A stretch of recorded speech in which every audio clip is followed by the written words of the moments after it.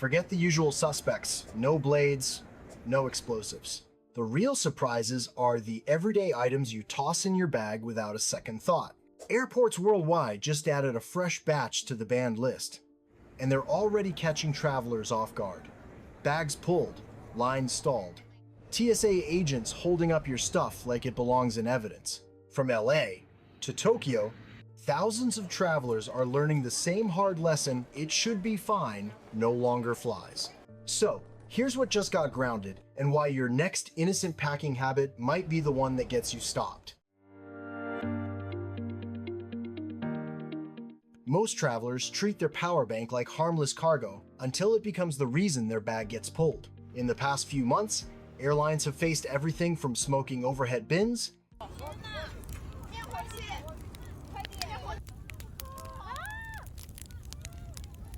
to full cabin fire alarms and emergency diversions, all trace back to power banks that overheated mid-flight. On Air China Flight CA-139, a carry-on battery ignited in an overhead bin, forcing an unscheduled landing in Shanghai.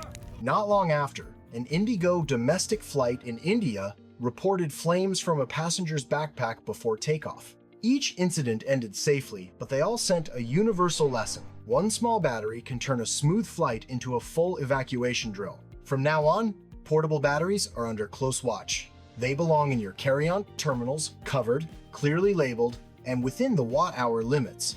And if you plug in your phone on an Emirates flight out of Dubai, before the wheels even leave the runway, a flight attendant will lean in. "Sir, I'll need you to switch that off and put it away, please." A ripple of confusion rolls through the cabin. This isn't random. Emirates, Singapore Airlines, and 11 other major carriers have now banned in-flight charging. Even Southwest Airlines added its own rule. Passengers using a power bank must keep it visible to the crew at all times. The message is spreading fast, and judging by the puzzled looks mid-flight, it's catching travelers by surprise. Meanwhile, at Dallas-Fort Worth, TSA officers now ask passengers to place power banks separately during screening. Also, if the watt hours aren't labeled clearly or the numbers cross the limit, that little brick can be pulled aside long before you reach the gate. Up to 100 watt hours is fine. Between 101 and 160 watt hours, you'll need airline approval and only 2 spares allowed. Anything over 160 watt hours is banned entirely. Forget to check, and you'll watch your charger disappear into the confiscated bin. No warning. No refund, just gone. So check the label, keep it close, and ask yourself whether it's allowed to fly. Cordless hair tools were once a traveler's dream. No outlets, no waiting, perfect for fixing flyaways before landing. But by mid-2025, the TSA quietly moved them onto its restricted list, tightening rules after a surge of battery-related fires and fuel leak scares across commercial flights. The FAA logged 89 lithium battery incidents in 2024 alone, up nearly 400% from a decade earlier. Not every case involved a hair tool, but the pattern was clear. When heat and pressure meet at 35,000 feet, nothing stays low risk. Inside those gadgets, trouble starts small. A single lithium cell overheats, passes that heat to its neighbor, and suddenly the whole pack is racing toward combustion. Engineers call it thermal runaway, passengers call it smoke in the cabin. Gas-powered models add their own twist. Each butane cartridge is a pocket-sized pressure tank, and altitude turns pressure tanks into roulette. Hence, the TSA now bans all cordless styling tools from checked luggage. Anything powered by gas, butane, or rechargeable batteries has to stay out of the cargo hold, where no one can see or reach it if it fails. You can still bring one in your carry-on, as long as it's prepped properly, the heating plate covered, the switch locked, and no extra gas cartridges rolling around in your makeup bag. Mark this on.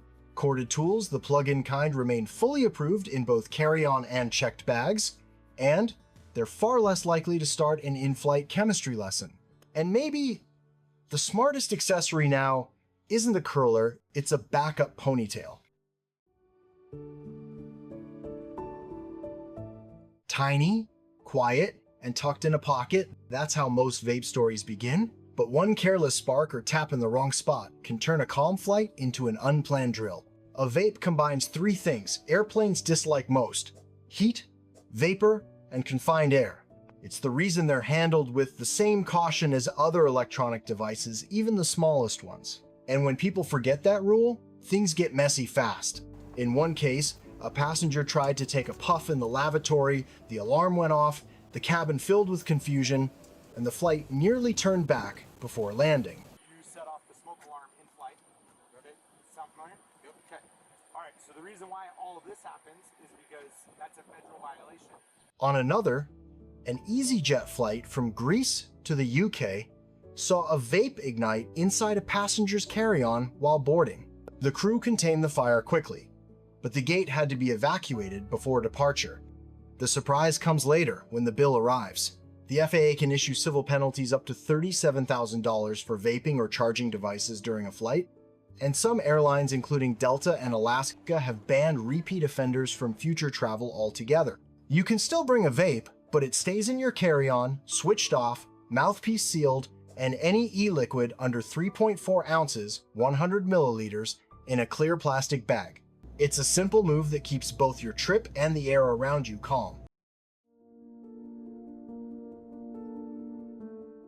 You thought lithium batteries were only hiding in phones, vapes, or hair tools. Think bigger, they're also powering the electric wheelchairs and scooters many travelers rely on every day. The same innovation that adds freedom has now added one more layer of airport protocol. Under Southwest's updated policy, passengers using mobility devices must remove any detachable lithium battery and carry it into the cabin. The battery doesn't count toward your carry-on limit, but it can't remain attached while the chair or scooter is stored below. There's also a grace period in effect. Wheelchair batteries above 300 watt-hours are accepted for now, but after the 11th of January 2026, they'll be prohibited entirely. For many travelers, the rule feels like a contradiction. You invest in technology that keeps you independent, yet it comes with its own restrictions. The intent, though, is straightforward: to manage power where people can act, not where problems go unseen. It's a logistical hassle, but one born from caution, not mistrust. Your mobility device still travels in the cargo hold, only the detachable battery rides with you. A small inconvenience, maybe, but the kind that keeps both mobility and momentum intact. Every year, new gadgets make it onto the restricted list, but one device never left it. The Samsung Galaxy Note 7 remains permanently grounded, almost a decade after its debut. Back in 2016, dozens of those phones overheated, caught fire, or exploded, sometimes mid-flight, sometimes in pockets, sometimes on charging cords.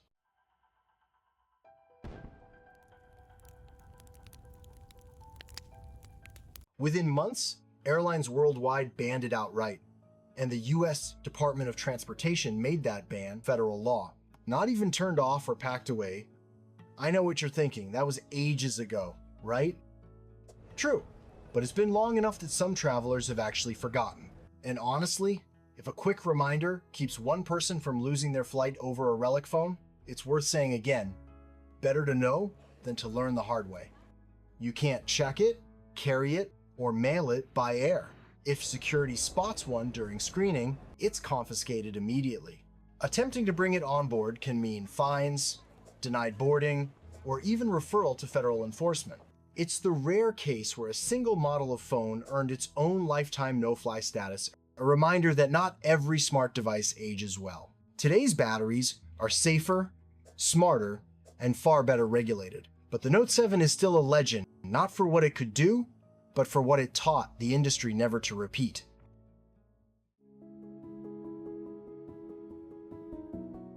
They hiss, they gleam, and while most are perfectly safe, the ones packed with flammable gas are what make aviation crews pay attention. Personal use aerosols, deodorant, hairspray, shaving foam, dry shampoo are fine in your carry-on if they follow the 3.4 ounce, 100 milliliters liquid rule. They're also allowed in checked bags as long as they're non-flammable for toiletry use, and under the 18 ounce, 500 milliliters per can, 70 ounce, 2 liter total limit. Things only get tricky when the label reads flammable or hazardous that covers paint sprays, insect repellents, or most cooking sprays powered by propane or butane. Those are considered compressed gas and usually can't travel in checked luggage. But there are a few quiet exceptions. Some non-toxic, non-flammable cooking sprays and small toiletry aerosols marked for personal use still get a green light, provided they stay within size limits and caps are firmly on. Cabin environments don't leave much room for error. Even a minor leak can spread fast in a closed space, and one weak seal is all it takes to turn routine air travel into cleanup duty at 35,000 feet, which is why TSA draws the line where chemistry stops behaving politely.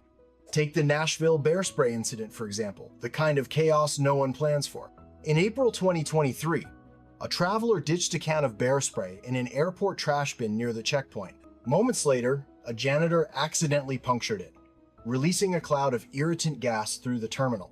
Security shut down the area, flights were delayed for hours, and dozens of passengers were coughing their way outside, all thanks to one can that didn't even make it past screening. So check your labels, keep your caps tight, and maybe leave the industrial strength sprays for when you're safely back on land. After all, nothing says bad flight quite like explaining to the TSA why your suitcase smells like bug repellent and regret. Travel bags aren't just for clothes anymore. They've turned into portable wellness stations, protein blends, collagen powder, matcha sachets, greens mix. The wellness wave made its way straight into the overhead bin. According to Statista, the global wellness economy hit 6.3 trillion USD in 2023 and keeps growing fast. And you can see it everywhere, right down to TSA lines full of protein and matcha packets. However, one traveler shared how they breezed through LAX with protein powder only to get stopped returning from JFK. The scanner flagged their bag, triggering 30 minutes of extra screening and a chemical test by a supervisor. Even sealed, store-bought protein packets can be flagged again. The scanner reads density, not labels. Under TSA's guideline, up to 12 ounces, around 350 grams, of powder per container moves through easily. Anything more might be tested, repacked, or questioned by an agent if the image looks opaque.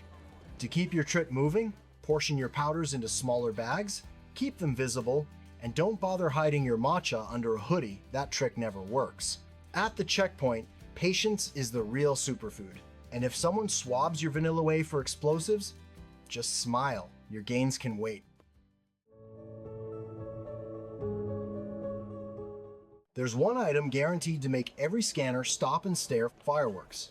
No matter how small, they light up the screen like pure trouble. Fireworks are classified as explosives, and TSA doesn't negotiate with explosives, even the cute kind that sparkle. They're banned from both carry-on and checked luggage under 49 CFR section 175.1 with 0 exceptions. In December 2024, TSA officers at Los Angeles International Airport, LAX, found a carry-on packed with 82 fireworks, 3 knives, 2 replica firearms, and a can of pepper spray. The bag, belonging to a passenger flying to Philadelphia, was flagged at the X-ray checkpoint.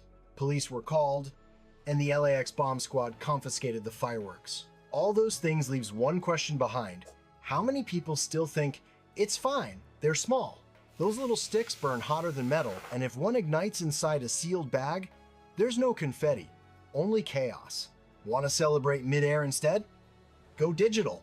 There are fireworks apps like Fireworks AR that project bursts across your phone screen. No fuel, no fines, no panic at gate 12. Or, better yet, buy the real thing once you land. Local delivery arrives faster than TSA confiscation ever will. Travel should end with fireworks, not start with them. Keep the sparkle in your memories, not your luggage. Artists travel differently. While most pack chargers, they pack pallets, and somehow that makes airport security just a little nervous. Many adhesives, like superglue, lacquer, paint thinner, and model cement, can fall under FAA's flammable category if their flash point is low. They may release fumes that react badly with pressurized air, and, in rare cases, carry a small ignition risk under extreme conditions. It doesn't happen often, but that's enough for TSA to treat them like they're one spark away from a headline. Spray paints? Even more temperamental, as explained back in the Aerosol cans chapter. You already know why. Still, not everything with a label is doomed. Water-based, non-toxic supplies like Elmer's glue stick, basic acrylic paint, or classroom craft glue are usually fine as long as they're under 3.4 ounces and fit in your liquids bag.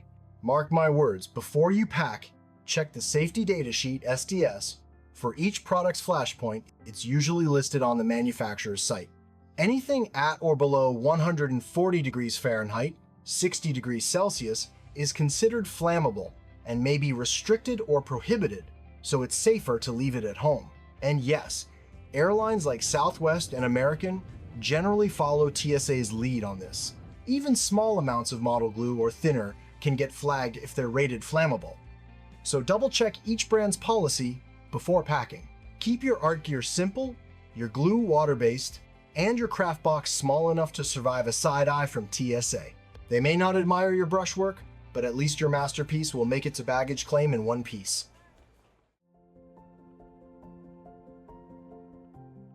There's something oddly satisfying about showing up to the gate with your own food, the homemade sandwich that beats $18 airport salads every time.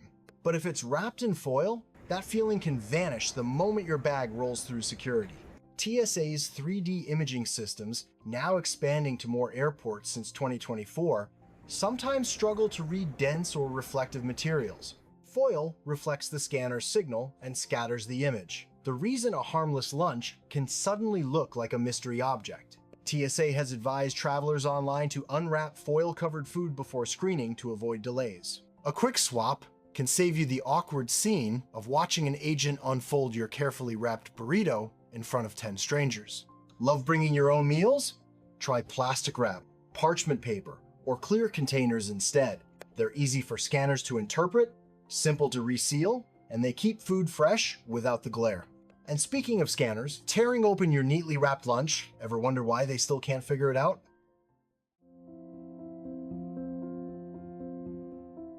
The moment your bag slides into that tunnel of light, everything slows. The image builds, pixel by pixel, and someone behind the screen leans in a little closer. These are the next-gen TSA scanners, slowly taking over checkpoints from coast to coast. Smarter, sharper, and a little less patient than the machines before them. Instead of flat X-rays, they use 3D modeling to analyze density, thickness, and uniformity, great for spotting threats, but less forgiving toward everyday items that look too perfect. A jar of peanut butter, a candle, or a tightly packed protein bar can all appear as one solid mass. When the system can't distinguish layers or edges, it flags the bag for a hand check. That hesitation is built into the system itself, a deliberate pause to confirm what the software can't be sure of. If you want to glide through faster, think like the person reading your scan. Line up items, so each has its own space, avoid stacking containers, and keep anything bulky near the top where it's easy to identify. That 10 seconds of thoughtful packing can spare you the slow motion unpacking that happens when an agent needs a quick look inside.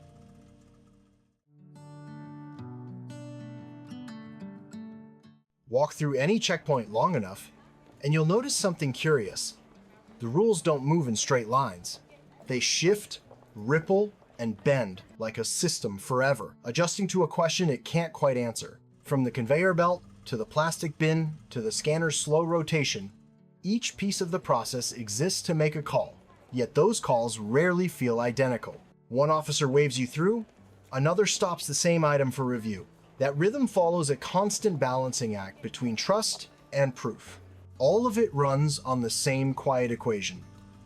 How much risk feels acceptable at this moment, in this place, with this bag? Security works more like reflection than defense, showing us how little certainty travel ever really offers. Now, I know we've been deep in scanner logic for a while, and your brain probably deserves a boarding pass out of this monologue. But before you go, here's the short version worth remembering. Check TSA's What Can I Bring tool before every trip. Rules change quietly, especially when new airports or airlines tweak their restrictions. Flying abroad? Double check with IATA's Dangerous Goods Guide or your airline's policy, especially when packing anything that hums, charges, or comes in a jar. One rule of thumb keeps trips sane. When in doubt, keep it with you. Carry-on means questions are easier to answer, explanations are shorter, and your day moves faster. Those little details, a label, a receipt, a quick check online, can save you from the long talk in the little gray room. Made it this far?